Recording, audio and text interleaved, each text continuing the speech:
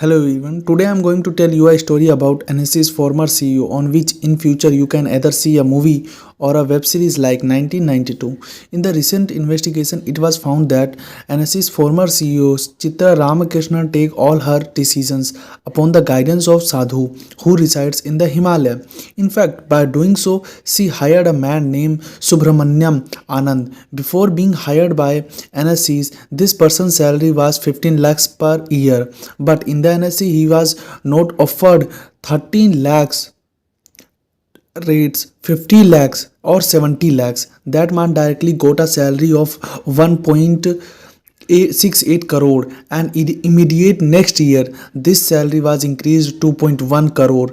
Then after 1.5 month again his salary was hiked and was increased over 2.3 crore, and after joining the NSC within 2 years his salary was hiked till 5 crores. This is how it is very interesting matter in which are going to discuss today. And after listening this entire story, you have to tell us who is the Baba after all. Let us understand the story from very beginning. After completing her CA education in 1985, Chitra Ramakrishna joined the finance department of IDBI Bank and entered the field of finance. In the next few years, she worked with SEBI, with which is a capital market regulator, and then she again joined IDBI Bank, where her performance was considered as the outstanding. Due to this, when NSC was formed in 1992, its core committee Chitra Ramakrishnan was also kept. Not just this, she also had a role in laying down the framework of SEBI. Also in the different committee of SEBI like secondary market advisory committee on the disclosure and accounting standard, she played an important role in these committees also. Let us forward the story in the year of 2013 when Chitra Ramakrishnan became the CEO of NSE, and from here the real story begins. Right after 2 years of her beginning, the CEO of NSE SEBI gets a letter. A person under the fascinating name Ken Fong sent this letter to the SEBI, wherein he disclosed that NSE, which is the India's biggest stock exchange, is a scam in being operated there, and the name of scam is co-location scam. Although in 2011, even after former clearance of SEBI, NSE started the Anglo trading and co-location service, but it was being alleged that there was some manipulation in this service. In this, some particular brokers were given early access, meaning they used to know the stock prices earlier than others by few microsecond. And if there is a person who get to know the stock prices beforehand, then of course he is going to earn a lot of profit. Just think of it. Similar things happened with these brokers. So the whistleblower who wrote this letter was starting that OPG Securities is one such broker who have benefited this co-location scam, and within 2 years the profit has grown more than 700%. Ken Fong sent a copy of this letter to Sucheta Dalal also. After the release of Scam 1992 web series, Sucheta Dalal no needs to introduction. Sucheta Dalal immediately published this letter in her magazine Money Life. But then NSE started pressurizing her to not make the letter public. Keep this information private to yourself. But after this letter was published, NSE took action against Sucheta Dalal and her husband Dabasi's Basu and filed a 100 crore defamation case. So after the filing of defamation case, of course the matter is reached to the court.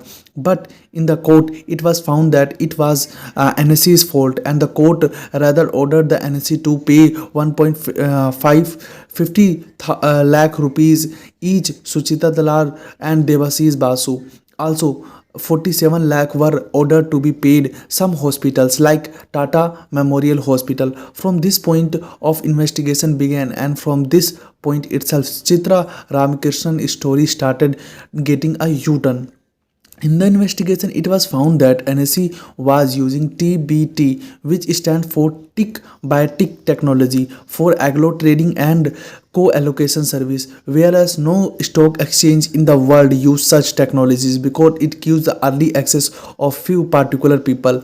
In the other stock exchange of the world, they use alternative architecture multicast technology wherein all the people receive data at the same time. After the investigation beings, the Ernest and the Young were appointed for conducting the forensic audit of NSE and to determine the truth of other allegation in this scam. First of all allegation of NSE scam was proven to be correct. After which Chitra Ramakrishna and other top executives of the NSE started resigning. But even after everything was being proved, NSE board took no action against Chitra Ramakrishna. In fact, before she left, she was paid some pending dues and salary, the sum of which was 44 crores. But the story did not end here. From here, there comes an important twist in the tale. Ernest and Young, who submitted their report to SEBI, they stated that there is a big twist in this tale.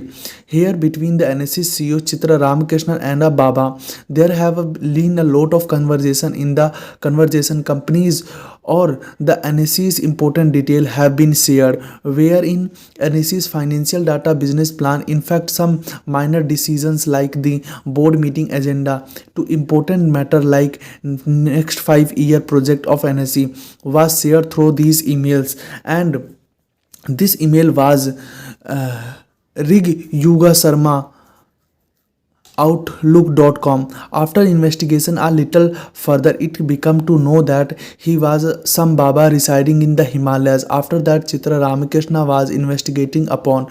In the investigation, she was asked who this Baba was. She said that Baba stayed in Himalayas.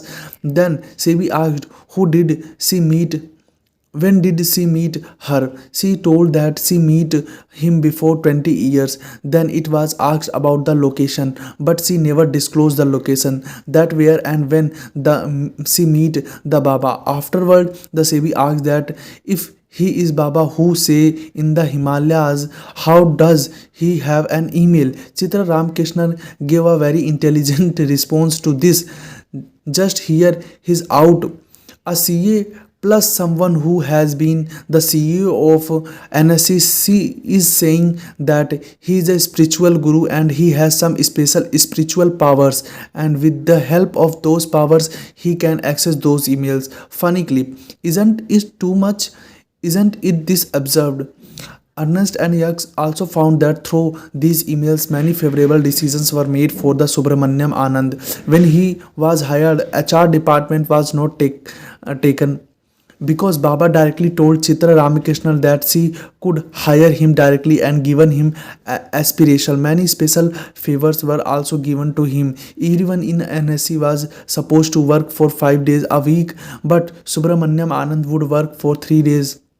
He would be given first class air ticket. Many things like this were happening. Funny clip. What to do? Should I leave the job?